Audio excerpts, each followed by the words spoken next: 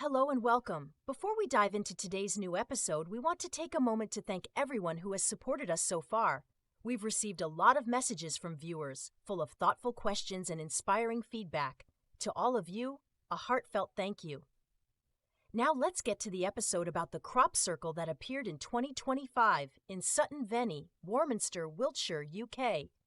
As always, we sent our remote viewer Ezekiel into the field to determine whether the crop circle was man-made or the result of something. Not quite of this world. This time, the findings will again be presented directly by Ezekiel himself, and the results truly took the entire Ezekiel Project team by surprise.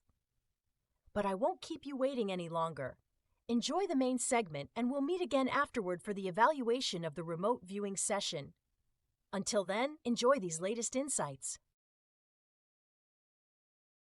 After breaking through the barrier, I found myself immersed in the memories of the collective consciousness.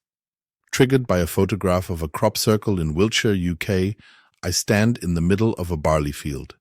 It is just after sunset. I can feel the tips of the ears of grain brushing against my fingers as I glide my hand through them. Suddenly, I hear a low-frequency hum. It's faint, like the sound of a high-voltage power line vibrating around its insulator. I try to look up, but objects begin to circle me, fast, impossibly fast. I can barely follow their movement. But what I do register are scans, microscopically small bursts, emanating from a presence, an intelligence so immense, so vastly powerful, that I can scarcely comprehend the procedure I am now undergoing. The area of the field around me is being scanned by a device I can only compare to an MRI or a highly advanced 3D scanner. Not just the surface, every single plant, down to its root structure and the surrounding soil, is captured. Even the cellular composition of each stalk is being mapped. The amount of information being processed in this moment must be beyond anything I can imagine. I cannot begin to understand how such a volume of data could be stored or analyzed. Simultaneously, in what feels like real-time, high-frequency microwave beams target specific zones of the plants with cellular-level precision. The crops begin to fall in a kind of choreography, collapsing to the ground in a motion so finely synchronized that it appears braided. The plants bend distinctly away from those left untouched. Along the outer edges of the pattern, they angle away from the standing grain by about 20 to 30 degrees, before gracefully folding down to the earth. The air smells of ozone. In less than a minute, the crop circle has formed. The pattern is the very same one soon to appear in newspapers and on television. The radiation is placed and dosed with near-atomic accuracy. I must remind myself that I am beyond the barrier, not within reality as I know it. The sight of the grain arranging itself as if guided by invisible hands threatens to drive me mad. Above me, the entity, whatever it is, plays with human thoughts. The site of this crop circle lies in a region that has held significance to this entity for millennia. I cannot reach it. This blockade has occurred in several remote viewing sessions before. I ask myself, why would such incomprehensible technology be used for something as seemingly trivial as crop circles? These flying scanners and microwave probes, each about the size of a basketball, search the soil and waters of Earth for traces of specific minerals needed for their technology. They scan many meters deep in real time, detecting even the smallest veins and residues. Suddenly, names slam into my consciousness: Zagan, Berith, Hagenti. They stem from mythology but are interdimensional. In their realm, they do not bear our names. Thousands of years ago, they formed alliances with humans from time to time. They toyed with the human mind, infecting it with greed like a drug. And with that final thought, I awaken. I am back. Here.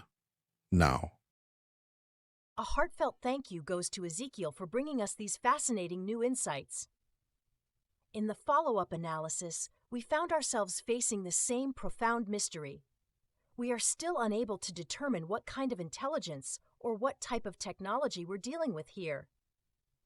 The complexity behind the calculations required for what we observed defies comprehension.